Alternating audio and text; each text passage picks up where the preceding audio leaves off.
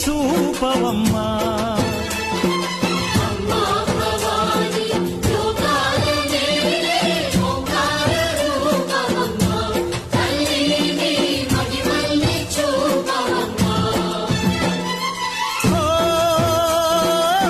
సృష్టికే దీపమా, శక్తికే మూలమా, సింహరథమే నీదమ్మా.